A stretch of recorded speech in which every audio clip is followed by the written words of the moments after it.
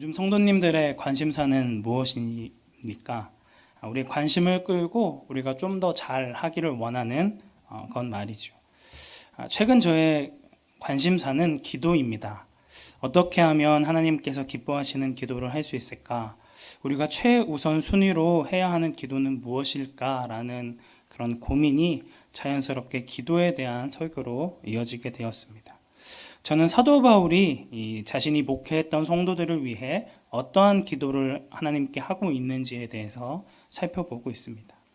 지난 에베소 교회 성도들을 향한 바울의 기도 내용은 지혜와 계시의 영이신 성령님을 통해 하나님을 더욱 잘 알게 해달라고 기도했으며, 오늘 우리가 살펴보는 본문인 빌립보 교회 성도들을 향한 바울의 기도는 하나님에 대한 사랑이 더욱 풍성해지기를 간구하고 있습니다.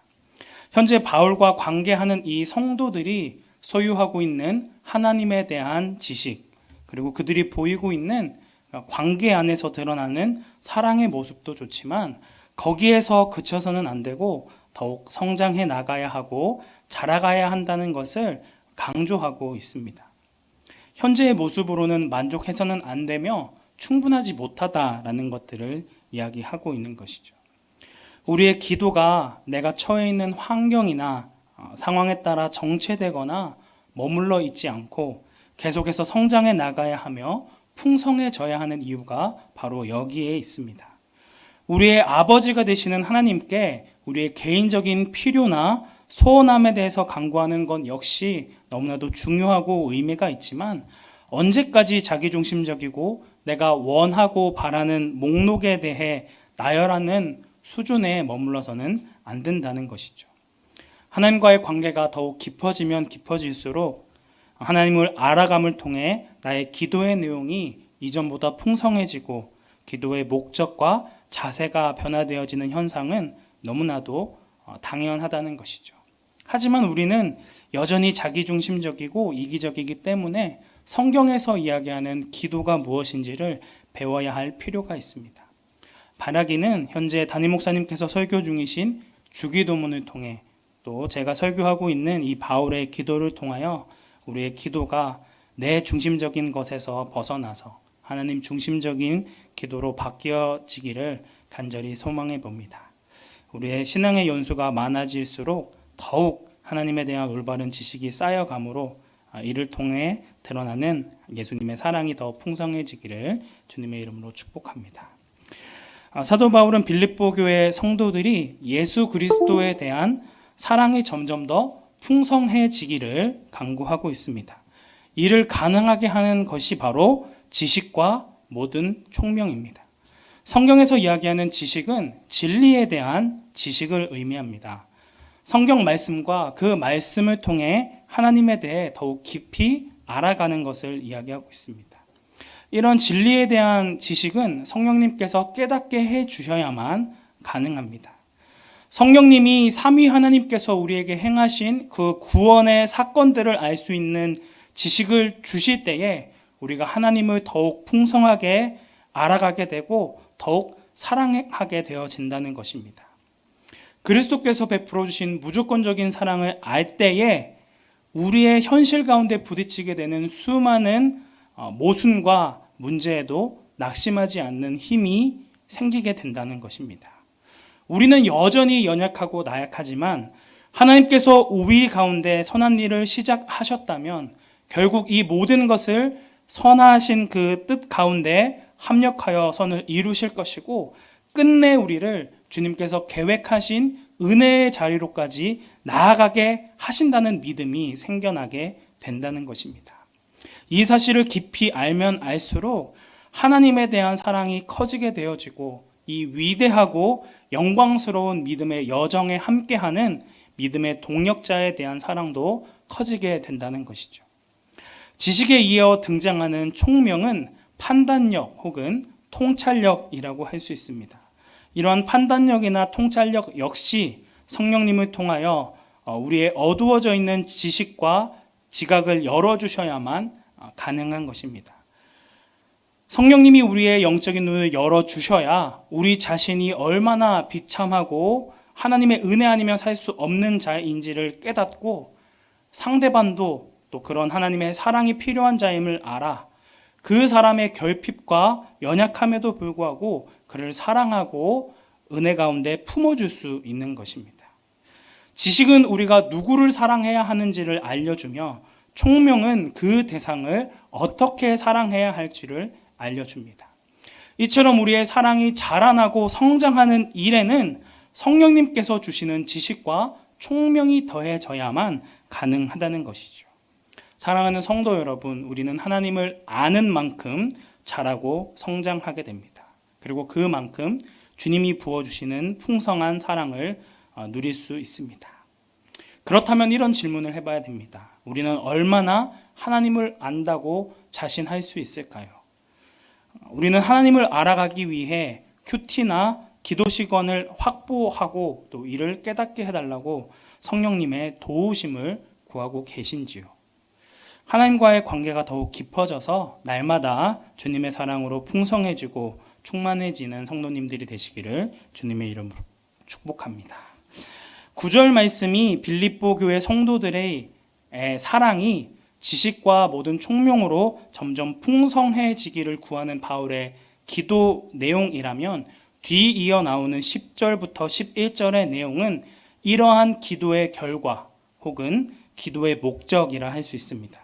쉽게 이야기해서 성령의 도우심 아래에 하나님에 대한 사랑이 점점 더 풍성하게 되어질 때에 나타나는 성장의 결과라고 할 수 있습니다.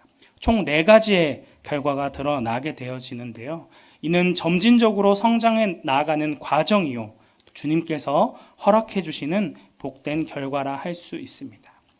첫 번째로 우리의 사랑이 점점 풍성해지면 우리가 얻게 되어지는 첫 번째는 바로 지극히 선한 것을 분별하게 된다는 것입니다.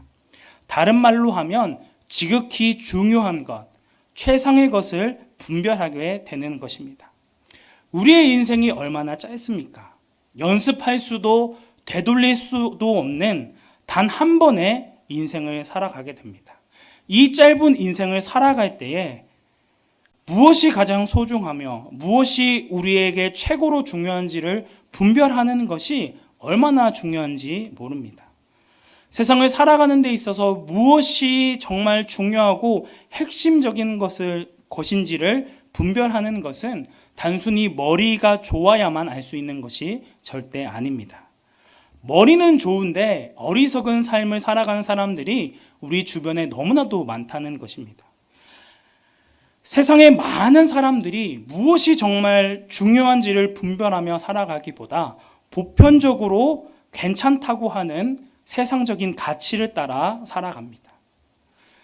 남들 보기에 꿀리지 않을 만큼 어느 누구나 이 정도면 됐어 라고 인정해 줄 만한 기준을 따라 살기 때문에 너무나 많은 사람들이 더 좋은 직장, 더 좋은 결혼 상대, 더 좋고 보장된 미래를 추구하며 살아간다는 것입니다. 그러나 성도의 삶은 이와 다릅니다. 성도는 세상적인 방식이나 보편적인 세상 사람들의 가치에 따라 살아가는 자들이 아니라 하나님께서 우리에게 말씀을 통해 보여주신 가치관에 따라 살아가는 자들이라는 것이죠. 여기서 지극히 선한 것이라는 단어는 바울 당시에 그리스 철학자들에 의해서 널리 쓰여지는 단어였습니다. 이것은 최고의 선 혹은 지고선을 뜻하는 것입니다. 당시의 철학자들은 최고의 선이 행복이라고 생각했습니다. 하지만 사도 바울은 우리가 분별해야 할 최고의 선을 행복이 아닌 다른 데 있다라고 이야기했습니다. 로마서 12장 2절 말씀을 보시면 너희는 이 세대를 본받지 말고 오직 마음을 새롭게 함으로 변화를 받아 하나님의 선하시고 기뻐하시고 온전하신 뜻이 무엇인지 분별하도록 하라라고 말했습니다. 사도 바울은 하나님이 기뻐하시는 뜻이야말로 최고의 선이라고 생각했습니다. 하나님의 말씀이라는 절대적인 기준을 따라 하나님이 기뻐하시는 뜻이 무엇인지를 분별하고 그 말씀에 따라 순종하며 살아가는데 우리의 인생을 걸어야 한다는 것입니다. 이것이 우리가 바라보고 붙들어야 할 가장 중요한 가치라는 것이죠.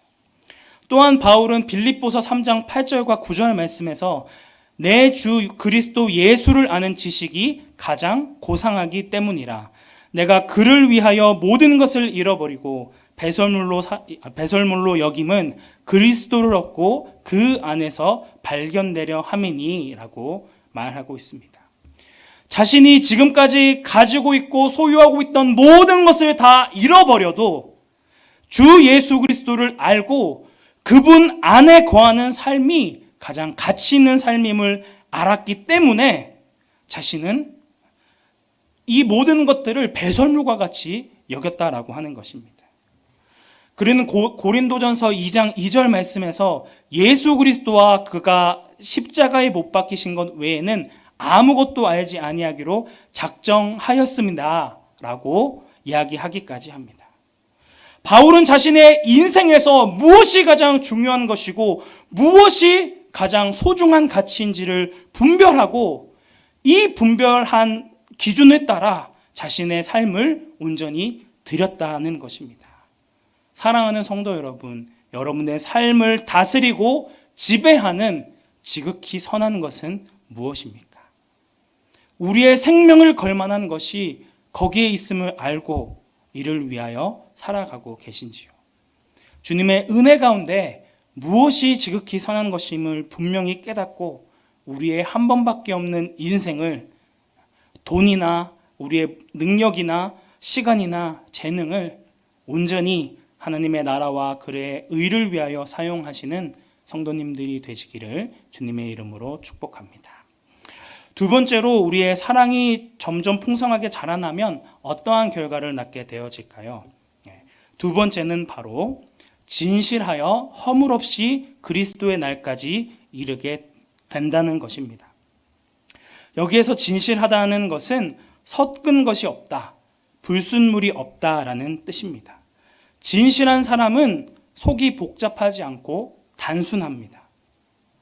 물론 우리는 우리의 모태로부터 죄를 가지고 태어났기 때문에 비록 허물이 있고 부족하고 약하고 완전하지 않지만 주님의 사랑 가운데 우리가 점점 더 풍성해지면, 그래서 어떤 것이 우리에게 중요한 것인지를 분별하게 되어지면 우리가 가지고 있는 이러한 부분들이 진실하게 되어진다는 것입니다. 안과 밖이 다르지 않고 오직 주님을 닮아가는 삶을 살 수 있게 된다라고 하는 것이죠. 세상 사람들은 때로는 상황에 따라 겉과 속이 다른 것이 필요하기도 해.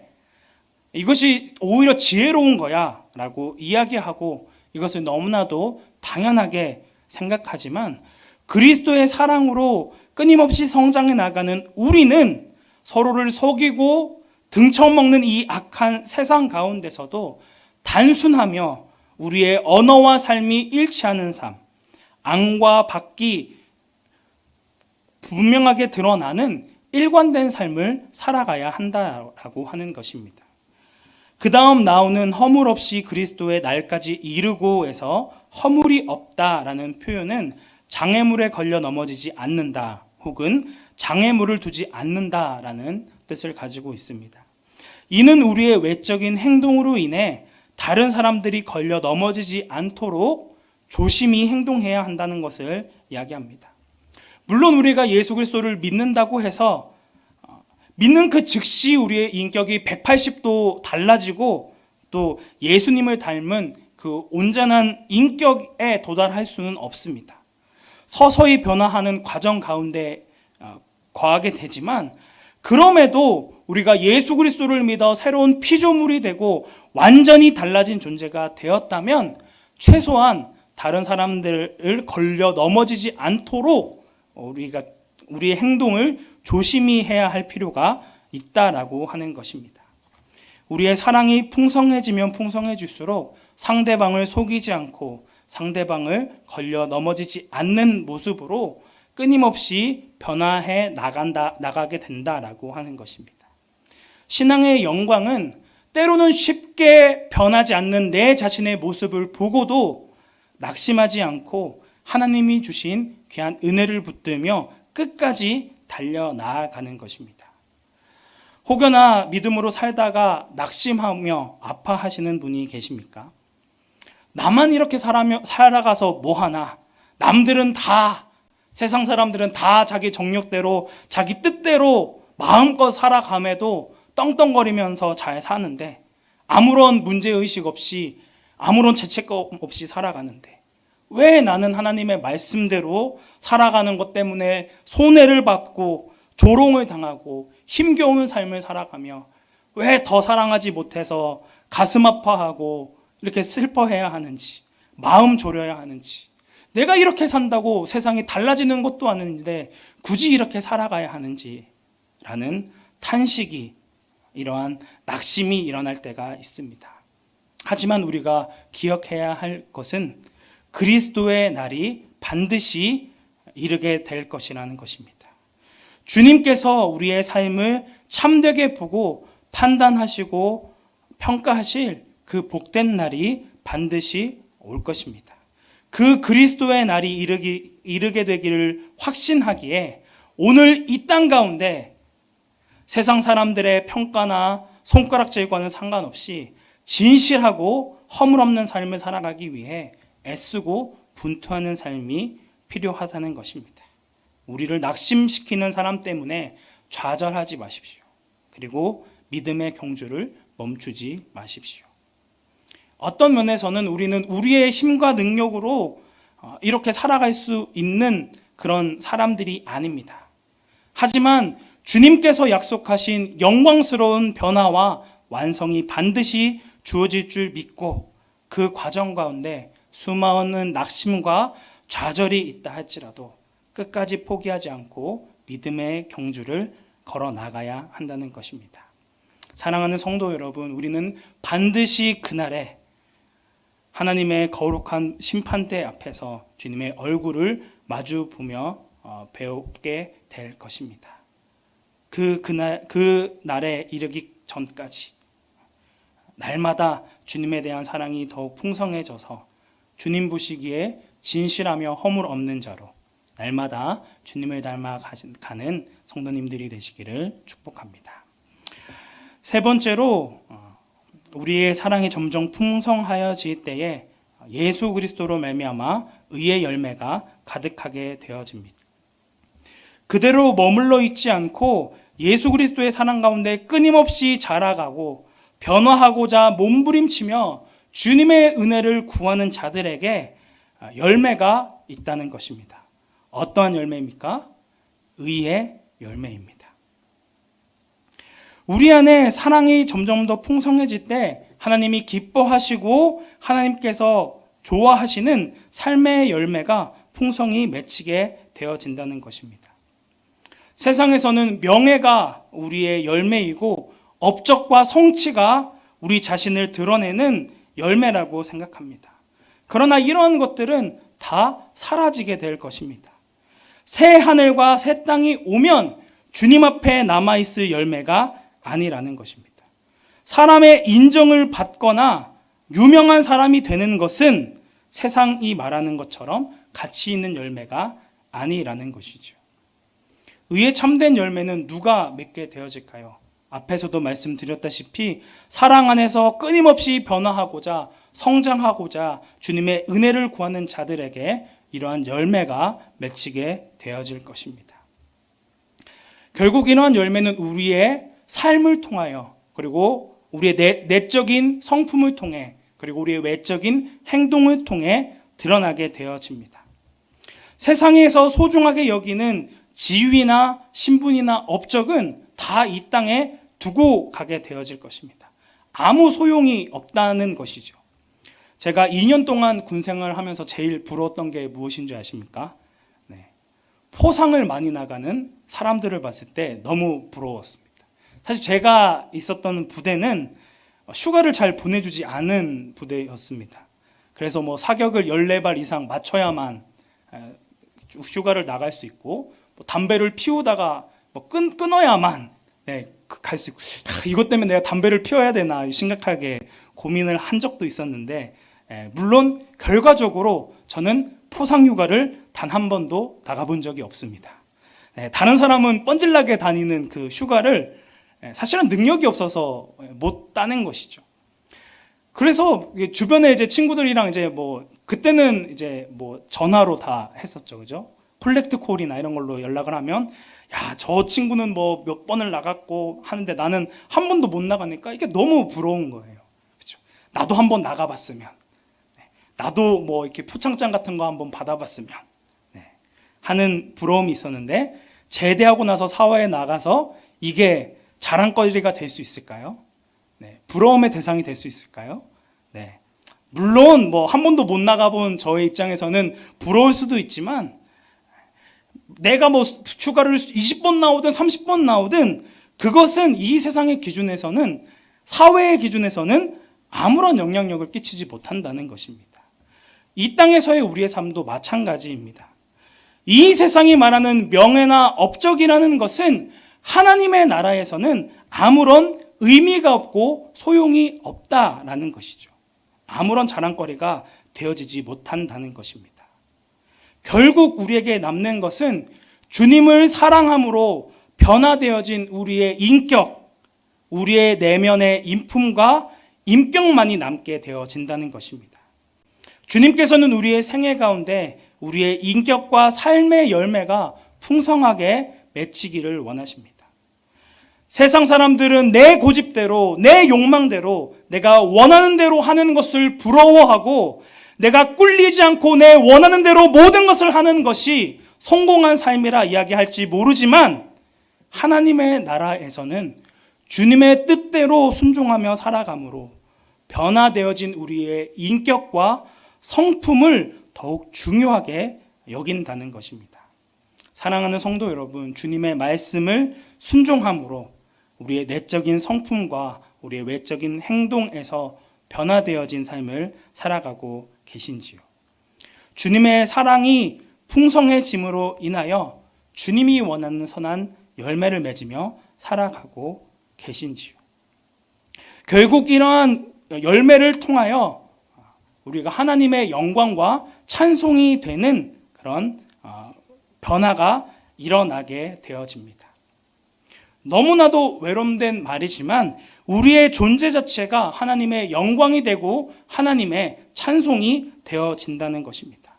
도저히 하나님의 자녀라고 불릴 자격이 없는 우리가 어디를 봐도 변화되어지지 않을 것 같은 우리의 존재 자체가 하나님의 영광이 되고 하나님의 노래가 되며 하나님의 아름다움을 드러내는 복된 존재가 되어진다는 것입니다. 에베소서 2장 8절부터 10절까지의 말씀에서 10절 말씀을 보시면, 우리는 그가 만드신 바라 그리스도 예수 안에서 선한 일을 위하여 지으심을 받은 자니 이 일은 하나님이 전에 예비하사 우리로 그 가운데서 행하게 하려 하심이니라 라고 말씀하고 있습니다. 이 말씀에 따르면 우리 중에 자신의 행위로 구원받을 수 있는 사람은 단 한 사람도 없습니다. 오직 이 구원은 예수님 앞에 나온 자들에게 주시는 하나님의 선물이요 하나님의 값없는 은혜라는 것입니다. 그렇다면 우리가 그 구원의 은혜를 받은 자로서 그럼 이제는 마음대로 살아도 될까요? 바울은 10절에서 그렇게 얘기하지 않고 우리가 무엇을 위해서 지음받은 자라고 이야기하고 있습니까? 그리스도 예수 안에서 선한 일을 하기 위해 지으심을 받은 자들이라 이야기하고 있습니다. 우리가 구원받은 것은 하나님의 선한 일을 드러내기 위함이라는 것이죠. 선행을 통해 구원을 받은 사람은 아무도 없지만 우리가 그 하나님의 은혜 가운데 값없이 구원함을 받았다면 우리는 그 예수 그리스도 안에 선한 일을 행해야 하고 하나님께서 원하시는 그 선한 열매를 맺어야 한다는 것을 이야기하고 있는 것입니다. 물론 이 역시 우리의 힘과 능력으로는 불가능한 일입니다. 주님께서 공급해 주시는 은혜와 사랑이 아니고서는 결단코 이러한 선한 일을 행할 수 없는 자라는 것이죠. 그렇기 때문에 11절 말씀에서는 예수 그리스도로 말미암아라고 시작하고 있는 것입니다. 우리를 구원하신 예수님이 우리로 하여금 의의 열매를 맺도록 도우시며 하나님께 영광과 찬송이 되는 거룩하고 흠없는 자로 우리를 세워나가시고 우리를 그 자리까지 인도해 주실 줄 믿습니다. 세상 사람들은 생명의 공급자이신 예수 그리스도를 의지하지 않고 내 힘과 능력으로 열매를 맺는 삶을 살아가고자 노력합니다. 하지만 이런 인생에는 아무런 변화가 일어나지 않습니다. 왜 그렇습니까? 하나님과의 관계가 연결되어져 있지 않기 때문입니다. 참으로 삼위 하나님께서 우리에게 베풀어 주신 그 사랑의 은혜를 깊이 알아갈 때에만 주님께서 우리에게 허락하여 주신 그 은혜와 사랑을 공급받아야지만 주님께서 우리로 하여금 선한 의의 열매를 맺도록 도우시고 감히 하나님의 영광과 찬송이 되는 자로 우리를 부르실 것입니다. 사랑하는 성도 여러분, 우리에게 주님을 아는 지식이 부족하십니까? 주님의 사랑으로 풍성하게 자라나고 성장하고 싶으신가요? 주님의 은혜를 구하십시오. 주님의 앞에 나와 주님께서 주시는 사랑으로 풍성해지시기를 간절히 간구하십시오. 그리하면 모든 사람에게 후히 주시고 꾸짖지 아니하시는 하나님께서 이 모든 것을 주실 줄로 믿습니다. 주님이 공급해 주시는 놀라운 사랑과 능력으로 세상과 구별되어진 지극히 선한 것을 분별하며 진실하고 허물 없는 모습으로 주님의 사랑으로 변화되어지고 성숙해진 인격과 삶의 열매로 하나님 앞에 영광과 찬송이 되시는 성도님들이 되시기를 주님의 이름으로 축복합니다.